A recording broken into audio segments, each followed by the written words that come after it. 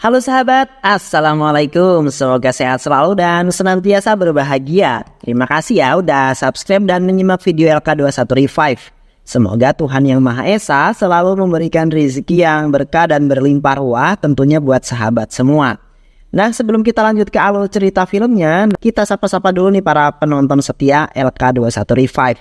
Terima kasih ya buat Muhammad Ilham dari Bekasi, Arjuna Pasulio dari Sumatera Selatan, Ade Daril dari Cirebon, Muhromi dari Kalimantan Tengah, FF Arm dari Sidoarjo, Devi Cahaya Anggraini dari Bondowoso, Rudi RA28 channel dari Kendari. Dan buat teman-teman semua yang belum mimin sapa, nanti di next video ya. Oke, kali ini LK21 Revive akan membawakan sebuah alur cerita film yang berjudul Jai Simha. Bagaimana keseruan filmnya? Nggak perlu banyak basa-basi lagi, ini dia alur ceritanya.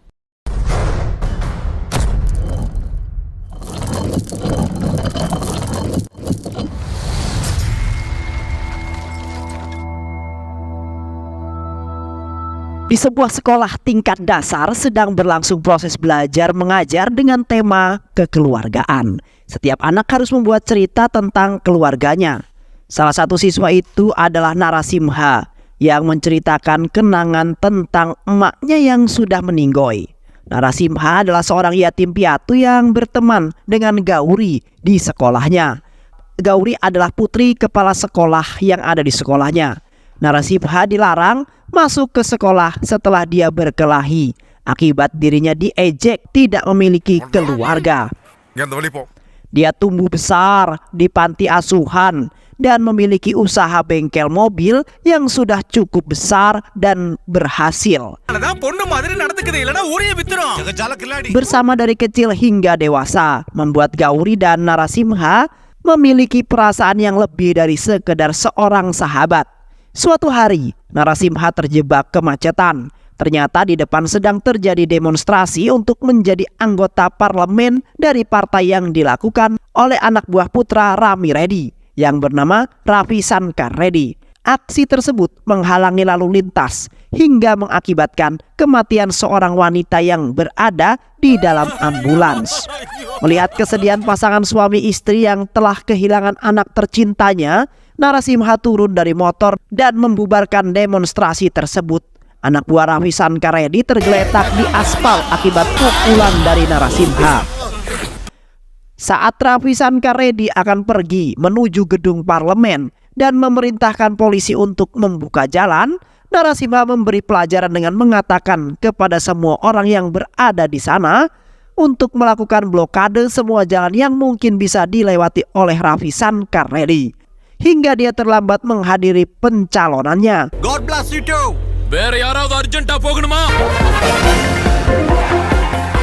Ravi Shankar Reddy menghancurkan semua benda yang ada di kamarnya sebagai bentuk rasa kekecewaannya. Kedua orang tuanya berhasil menenangkan Ravi. Rama Reddy berjanji akan menyelesaikan semua masalah yang ada dan akan memberi pelajaran pada orang yang sudah menghalangi jalan putra tercintanya. Sementara itu, di bengkel milik Narasimha terjadi sebuah kegaduhan yang sangat kacau ketika Narasimha meminta Malika untuk mengembalikan sebuah kunci. Malika adalah mekanik magang yang keberadaannya membuat semua hal menjadi kacau karena sifat cerobohnya. Hal itu menyebabkannya mendapatkan peringatan langsung dari Narasimha yang begitu nyelekit. Malika berjanji tidak akan melakukan kecerobohan lagi. Itulah yang dikatakan Malika.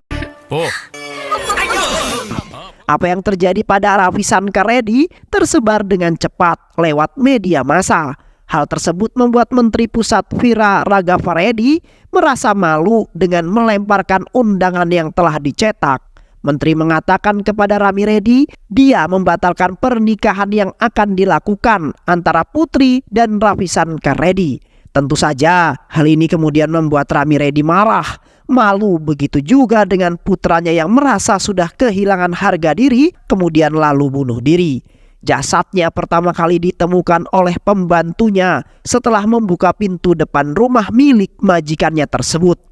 Seluruh penghuni rumah yang ada mendengar teriakan segera keluar dan melihat tubuh Ravi Shankar yang telah tergantung tepat di tengah-tengah rumah lantai 2 yang membuat marah Rami Reddy.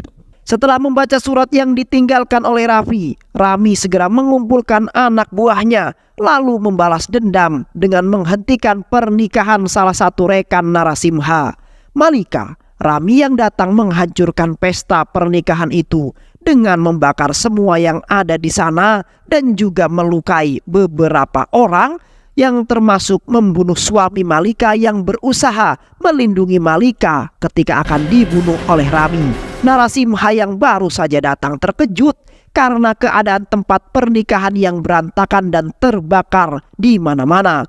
Beberapa temannya menghampiri dan mengatakan jika Rami yang melakukan hal ini untuk membalaskan dendam akan kematian sang anaknya. Malika hanya bisa terdiam meratapi nasibnya yang kehilangan suami di hari pernikahan tersebut. Narasimha yang marah mendatangi kediaman Rami dan satu persatu mengalahkan anak buah Rami, menghancurkan isi rumahnya dan juga melukai Rami.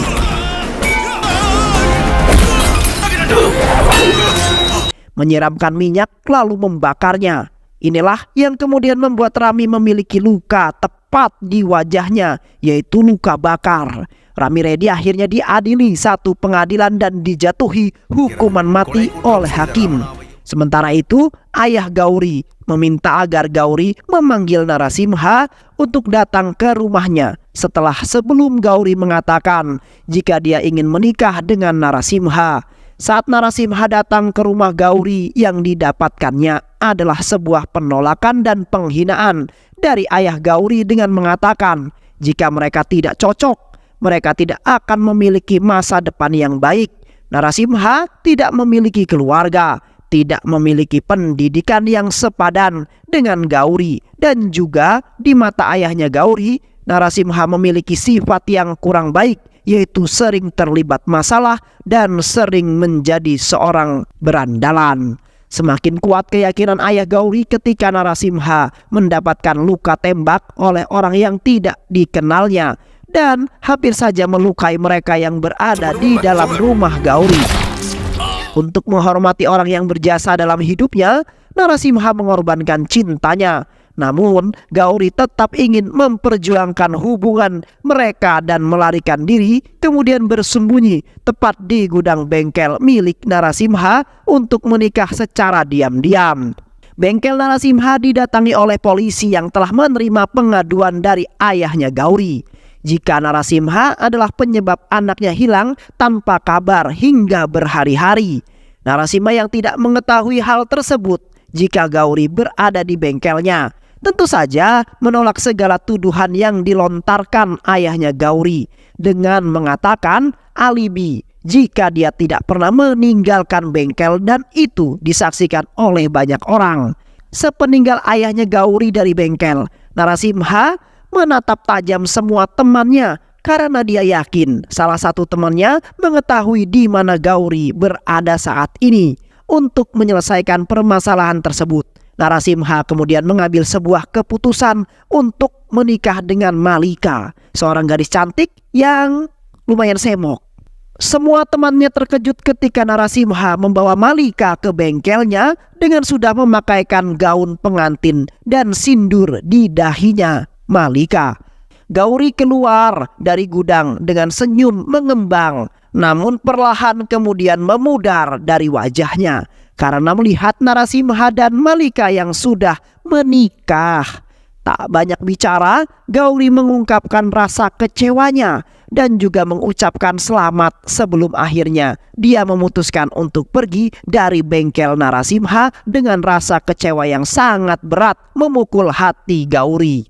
Seiring perjalanan waktu, Narasimha dan Malika dapat sama-sama berdamai dengan sebuah keadaan yang mereka alami. Mereka menjalani pernikahan dan hidup bahagia tentunya. Kebahagiaan mereka semakin lengkap karena akan segera memiliki anak yang kembar yang dikandung oleh Malika. Namun sayang, saat mereka sedang berkendara, mobil yang mereka tumpangi mengalami sebuah kecelakaan dan rusak parah. Malika terpaksa harus melahirkan lebih awal. Mereka sangat bahagia. Malika berpesan pada Narasimha untuk menjaga anak-anak tercinta dan menyayangi mereka sebelum menghembuskan nafas terakhir. tepat di rumah sakit. Saat sedang di rumah sakit, ayah Gauri menangis mendengar kabar jika cucunya tidak bisa diselamatkan di dalam kandungan Gauri. Narasimha yang tidak tega melihat rasa kehilangan gurunya memutuskan memberikan satu putra kepadanya dan pergi bersama putra yang lainnya. Ayah Gauri berusaha mengejar Narasimha saat mengetahui dari seorang suster yang memberikan bayi tersebut kepadanya. Ayah Gauri hanya bisa menatap kepergian Narasimha dengan pilu karena rasa bersalah dan mengucapkan terima kasih. Sedangkan di dalam ruangan, Gauri syok karena tidak mendapati anaknya di keranjang bayi dan berusaha untuk melepaskan infus di tangannya. Di saat ayahnya datang membawa bayi dan mengatakan jika bayi tadi dibawa untuk diperiksa oleh suster, Gauri memeluk bayi yang dianggap anaknya dengan penuh haru dan kasih sayang. Di sebuah stasiun kereta api, Narasimha berniat melakukan perjalanan dengan kereta api, mencari tempat tinggal baru dan hidup damai dengan putranya tercinta. Kumbakonam adalah tempat yang dipilih oleh Narasimha untuk membesarkan putra tercintanya. Di Kumbakonam, Narasimha mengunjungi kuil untuk berdoa dan mencari sebuah pekerjaan. Sang pendeta secara tidak sengaja tersentuh oleh bayi tersebut yang kemudian menimbulkan perdebatan karena perbedaan golongan yang ada di sana. Mendengar keributan tersebut, sekretaris kuil Dharmakarta menengahi dan menyarankan agar sang pendeta segera memulai sebuah upacara. Dharmakarta tertarik dengan anak Narasimha dan menggendongnya. Lalu setelah upacara pemujaan selesai, dia meminta ART yang dibawanya untuk menggendong anak Narasimha untuk didandani dan mereka menuntunnya untuk berjalan ke arah patung dewa. Dharmakarta kemudian menawarkan pekerjaan kepada Narasimha di rumahnya sebagai seorang supir mobil. Ada sekitar 12 pekerja di rumah tersebut termasuk Raju Reddy dan istri tercintanya yang ikut ke kuil bersama Dharmakarta. Sesamanya di rumah, Raju terkejut karena melihat Narasimha keluar dari mobil tuannya dan juga istrinya yang menggendong seorang bayi laki-laki yang sangat lucu dan imut tentunya. Dharmakarta menjelaskan pada Raju jika dia bertemu dengan Narasimha di kuil dan dia akan menjadi sopirnya. Sementara itu, ketua mafia yang bernama Kaniapan bertemu dengan inspektur polisi yang bernama Sanker. Dia seorang polisi yang tulus namun korup dan sombong. Suatu hari Putri Dharmakarta, Danya, pulang ke rumah dalam keadaan mabuk yang berakhir dengan menabrak pot bunga. Seluruh pekerja terbangun dan membawa Danya ke dalam kamarnya lalu meninggalkannya. Keesokan harinya, Raju membawa Narasimha untuk berkeliling kota karena sebagai seorang sopir, dia harus paham jalanan yang akan dilewatinya. Mengikuti instruksi Raju, cara mengendarai mobil menjadi ugal-ugalan dan hampir saja mencelakai seorang emak-emak dan anaknya yang akan menyeberang di pinggir jalan. Di saat inilah untuk pertama kalinya Narasimha bertemu dengan inspektur polisi yang sedang melakukan sebuah razia. Namun Narasimha menabrak mobilnya dan terjadilah sebuah perdebatan kecil di antara mereka. Malam hari di kediaman Dharmakarta, para ART yang sedang berkumpul di luar merasa keheranan dengan tingkah Danya yang ketakutan setelah keluar dari mobil dan meminta agar penjaga pintu segera menutup pintu. Narasimha melihat bagian depan mobil Danya mengalami rusak yang kemudian segera memahami situasinya. Keesokan harinya, Kaniapan dan anak buahnya membuat sebuah keributan dan anak buahnya membuat keributan di rumah Dharmakarta dengan menjelaskan bahwa mobil yang menabrak saudaranya berada di rumah Dharmakarta. Kaniapan berteriak agar pemilik mobil itu keluar. Dia ingin membalas dendam dan di dalam rumah Danya ketakutan. Lalu dia memberitahu orang tuanya jika dia semalam telah menabrak seseorang. Ibunya yang emosi lalu menampar Danya untuk meluapkan rasa kecewanya atas kelakuan anak tercintanya. Dharmakarta melarang Danya untuk keluar. Dharmakarta keluar dan untuk menyelesaikan masalah yang ditimbulkan anak tercintanya. Namun, Narasimha disalahkan dan dipukuli karena sudah mengaku jika dialah yang telah mengemudikan mobil tersebut. Narasimha mengalami beberapa luka di tubuhnya. Apa yang dilakukan Narasimha membuat Danya jatuh cinta padanya. Dharmakarta hendak bersujud di kaki Narasimha, namun segera dihalangi olehnya. Dharmakarta berterima kasih dengan apa yang telah dilakukan oleh Narasimha. Bagi Narasimha, apa yang telah Dharmakarta lakukan untuknya dan anaknya sudah lebih daripada cukup. Di rumah Dharmakarta, Raju mengambil tas yang dibawa oleh salah seorang ART dari dalam rumah untuk dibuang. Dia penasaran dengan isinya karena ART itu mengatakan jika Danya yang menyuruhnya untuk membuang tas tersebut, isinya adalah bubuk putih yang terbungkus kertas koran. Raju mencoba isinya dan ternyata itu membuatnya merasa melayang dan mulai bertindak berani tanpa melihat siapa yang diajaknya berbicara. Bahkan pada saat Dharmakarta pun dia berani berbicara sembarangan. Kesadaran Raju kembali ketika Narasimha dan Danya kembali dari kuil karena untuk mengembalikan kesadaran Raju, Narasimha menamparnya dengan keras seperti orang linglung. Raju bertanya apa yang sedang terjadi sebenarnya. Sementara itu, Menteri Pusat Jayaprakash Reddy mengunjungi kuil. Dia akan memberikan persembahan berupa uang kepada dewa. Namun saat akan diterima oleh Kepala Pendeta Jayaprakash menolaknya. Dia mengatakan jika akan meletakkan sendiri persembahan tersebut. Tentu hal itu menimbulkan masalah karena hanya golongan Brahma saja yang boleh memasuki tempat dewa. Jayaprakash memerintahkan kepada Inspektur Polisi Sanker untuk mengamankan kepala pendeta dan hal yang dilakukan Inspektur Sanker adalah menampar kepala pendeta. Hal ini mengakibatkan demonstrasi dari kaum Brahmana. Mereka menuntut permintaan maaf dari Inspektur Polisi Sanker. Narasimha mendatangi kantor polisi yang tempat berdemonstrasi berlangsung bersama sekretaris untuk menyelesaikan permasalahan yang ada. Namun saat sekretaris diperlakukan dengan kasar, membuat para demonstran melakukan perlawanan dan terjadilah sebuah kekacauan. Narasimha memaksa inspektur untuk meminta maaf terhadap apa yang sudah dilakukannya kepada kepala pendeta dan juga para demonstran yang ada di sana. Setelah dia menembakkan beberapa peluru di dekat kaki inspektur, akhirnya Inspektur Polisi Saren meminta maaf di hadapan mereka semua. Kejadian ini disiarkan langsung oleh media dan disaksikan oleh Rami Reddy. Begitu melihat Narasimha, emosinya tidak dapat ditahan lagi sehingga polisi yang ada di sana segera mengamankannya. Istri Rami Reddy dan pengacaranya datang mengunjunginya di penjara. Namun mereka membawa berita yang kurang menyenangkan untuk Rami mengenai jaminan pembebasan bersyarat yang ditolak oleh pengadilan. Sang istri yang membawa kabar itu pun akhirnya meninggal di tangan Rami dengan leher tercekik tali akibat ditarik oleh Rami. Polisi yang ada di sana tidak dapat membantu istri Rami lepas dari cekikan tersebut.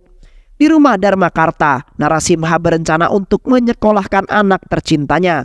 Dia mendatangi sekolah anak-anak dan meminta menunggu pemiliknya untuk berkonsultasi. Ternyata pemiliknya adalah Gauri dan ayahnya, sehingga Narasimha bersembunyi dari mereka. Dia hanya bisa melihat dari kejauhan orang-orang yang dia sayang dari masa lalunya. Narasimha memutuskan pergi dari sana. Sementara itu, Inspektur Sanker yang merasa telah dipermalukan mencari informasi mengenai Narasimha. Dia mendengar kabar jika Narasimha dan Kaniapan berselisih. Inspektur merencanakan sesuatu dengan membunuh saudara laki-laki Kaniapan yang terbaring koma di rumah sakit setelah sebelumnya ditabrak oleh Danya.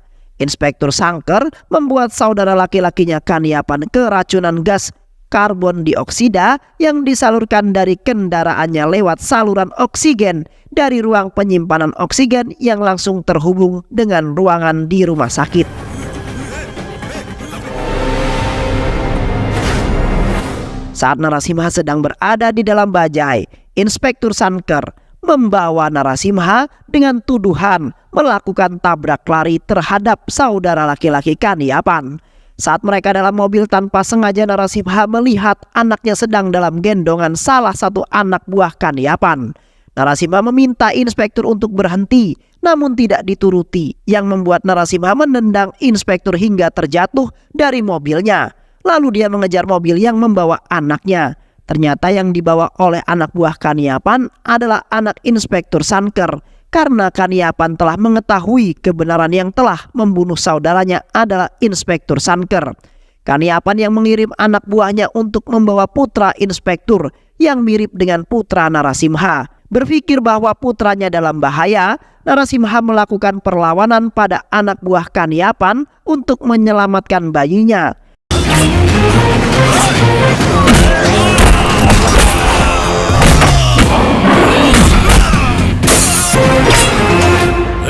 Ternyata Narasimha baru mengetahui jika Inspektur Sanker adalah ayahnya dan bahwa Gauri adalah ibunya. Setelah melihat jika anak yang berada dalam gendongan Narasimha adalah anaknya, Inspektur mengucapkan terima kasih lalu pergi dengan membawa bayinya setelah mendengar suara Gauri yang memanggil anaknya. Narasimha terkejut dan tidak bergerak dari sana setelah mengetahui ternyata yang diselamatkan olehnya adalah anak yang telah dia berikan pada ayahnya Gauri. Gauri yang diberitahu jika yang menyelamatkan anak mereka adalah Narasimha segera menghampiri dan mengucapkan terima kasih. Namun masih terlihat amarah di wajahnya terhadap Narasimha. Keesokan harinya, Narasimha memperingatkan Kaniapan agar tidak mengganggu anak Inspektur karena mereka masih keluarga Narasimha. Begitu pengakuannya kepada Kaniapan. Kaniapan akhirnya mengatakan kepada dia membawa anak Inspektur Sanker karena anak buahnya melihat jika Inspektur yang telah membunuh saudara laki-laki Kaniapan. Dannya memperlihatkan kepada Narasimha sebuah foto seorang anak laki-laki yang sangat mirip dengan anaknya. Ekspresi Narasimha berubah ketika melihat siapa orang tua dari anak tersebut. Dannya mengambil foto tersebut dari Facebook. Rami Reddy merencanakan melarikan diri bersama anak buahnya saat pergi ke pengadilan. Mobil tahanan yang ada dinaikinya diserang oleh anak buahnya. Keadaan kacau dengan banyaknya polisi yang tewas. Setelah berhasil melarikan diri, orang pertama yang dicarinya adalah Menteri Pusat Vira Raghavan karena telah mempermalukannya dan juga menjadi salah satu penyebab anaknya bunuh diri, lalu kemudian membunuhnya saat Kaniapan datang dan mereka pun bekerja sama untuk membantai Narasimha. Langkah pertama yang mereka lakukan adalah melakukan penyergapan dan penyerangan dan penculikan terhadap Inspektur, Gauri dan anaknya. Anak buah Inspektur menelpon Narasimha dan memberitahu jika telah terjadi sebuah penculikan terhadap Inspektur dan keluarganya. Atas perintah dari anak buah Kaniapan, Narasimha yang menerima telepon segera pergi ke tempat yang diberitahukan, yaitu ke galangan kapal. Mereka semua telah menunggunya di sana. Narasimha berhasil menyelamatkan keluarga Inspektur dan memukul semua orang-orang yang ada di sana.